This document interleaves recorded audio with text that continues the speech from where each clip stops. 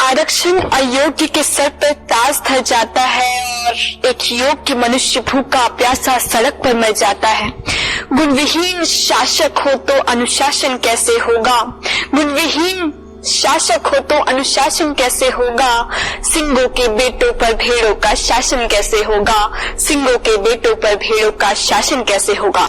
नमस्कार, मैं आकांक्षा Mishra Shri Shankaracharya technical campus Chhattisgarh से जातिगत आरक्षण के विषय में अपना मत रखना चाहूंगी। शोषित पतित दलित के उत्थान हेतु 1932 में गांधी जी और डॉक्टर भीमराव अंबेडकर जी के बीच हुई संधि के परिणाम स्वरूप आरक्षण अस्तित्व में आया, जो दलितों को ब्राह्मणवाद के मजबूत चंगुल से आजाद कराने, उन्हें उनका अस्तित्व दिलाने के लिए एक सराहनीय प्रयास था। परंतु ये प्रश्न मैं सभा के समक्ष रखना चाहूंगी, क्या गरीब सिर्फ दलित है, सामान्य वर्ग नहीं?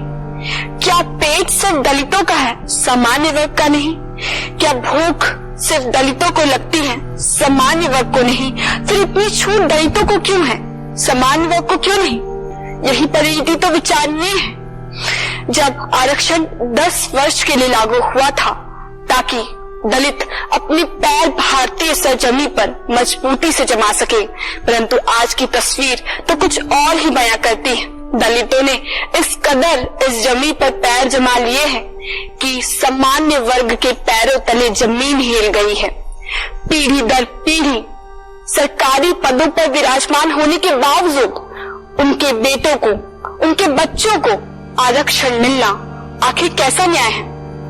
मैं ये प्रश्न पूछना चाहूंगी कि क्या सरकार उन्हें आरक्षण देकर उन्हें मजबूत बना रही है? नहीं, वो उन्हें कमजोर और विकलांग बना रही है।